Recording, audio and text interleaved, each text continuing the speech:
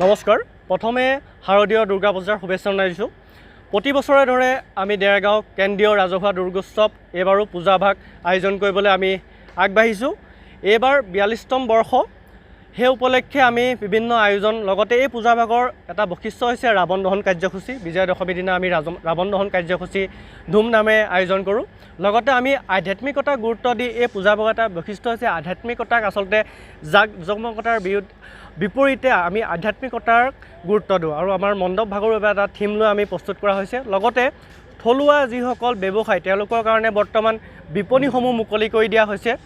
আমি চিমিতি পথাৰৰ কাষতে বিপণীসমূহ ব্যৱস্থা কৰিছোঁ। ইচ্ছুকসকলে আমাৰ লগত যোগাযোগ কৰিব পাৰে। আমাৰ কমিটি বিষয়ববীয়া ইয়াতে থাকে বৰ্তমান, তেওঁলোকৰ লগত যোগাযোগ কৰিব পাৰে। বৰ্তমান বহুত বিপণী বৰ্তমান খালী হৈ আছে। অলৰেডি আমাৰ বিপণী বৰ্তমান বুক হৈছে।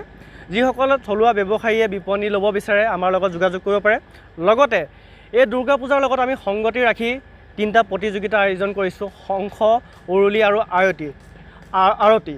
যিহেতু শংখ, উৰুলি আৰু আৰতি এই প্ৰতিযোগিতাসমূহ বা এই চৰ্চাসমূহ বৰ্তমান যুৱ প্ৰজন্মৰ পৰা আঁতৰি গৈছে।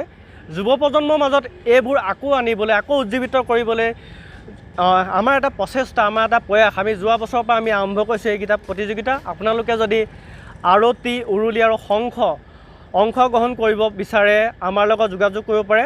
চিমিতি পথাৰৰ নয়ন শৰ্মা চিমিতি পথাৰৰ সন্মুখত আমাৰ বেনাৰ লাগি থোৱা হৈছে, তাতে আমাৰ যোগাযোগ নম্বৰসমূহ আছে।